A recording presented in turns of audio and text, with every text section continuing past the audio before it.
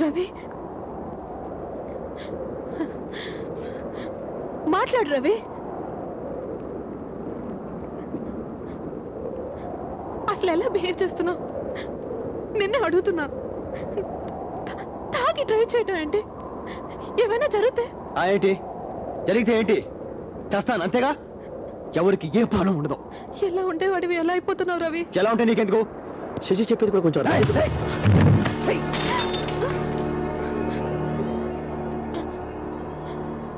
Try to be cool Ravi.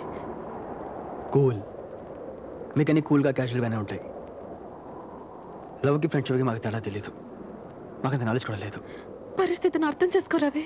పరిస్థితిని అర్థం చేసుకోవాలా? నా వల్ల కాదు. నా సంగతి నాకు బాగా తెలుసు. నువ్వు వచ్చిన పెయిన్ ఎప్పటికీ పోతావు.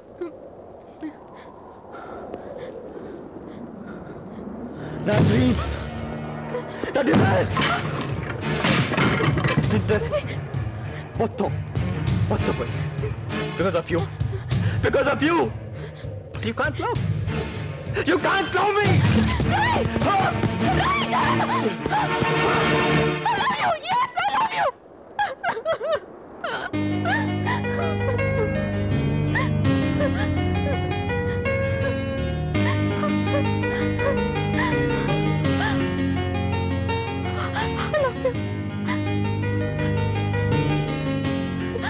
I love you more than you love me.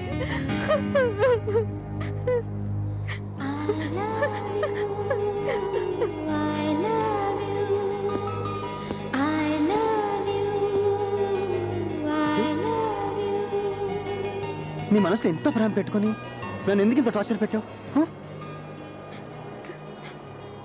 Torture పెడుతుంది నేను కాదు, నువ్వు. చాలా మంది ప్రేమించుకుంటారు, కానీ ప్రేమించుకున్న వాళ్ళందరూ పెళ్లి చేసుకోలేరు. దానికి చాలా కారణాలు ఉంటాయి. మనం ప్రేమించుకుంది నిజమైనప్పుడు మనం ఎవరికి భయపడట్లేదు, ఓకే? కానీ నేను భయపడతాను. My backdrop is different. నువ్వు ఎంతో నచ్చిందని దాచుకున్న వెడ్డింగ్ కార్డ్, దాన్ని వెనుకున్న ట్రాజెడీ నీకు తెలుసా? అది మా అక్కది, మా చిన్నాన్న కూతురుది. ఎవరినో ప్రేమించిందని కళ్ళ ముందర అతను చంపేశారు. ఆ బాధ తట్టుకోలేక తెల్లారితే పెళ్ళనగా తను సూసైడ్ చేసుకుంది. తమ్ముడు కూతురు విషయంలోనే అలా చేసిన మా నాన్న సొంత కూతురు విషయంలో ఊరుకుంటారా? ఊరుకోరు. అది నాకు తెలుసు. నా మూలంగా నీకేం జరగకూడదని మొదటి నుంచి నా ప్రేమ నాలో దాచుకొని ఎంత అవస్థపడ్డాను. కానీ నీ ప్రేమతో నువ్వు బాధపడుతున్నావు, అందరినీ బాధ పెడుతున్నావు.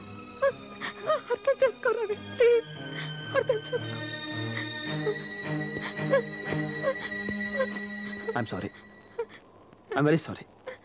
నేను చాలా చాలా బాధ పెట్టాను. ఇంకెప్పుడే బాధ పెట్టను. I promise. I'm very happy.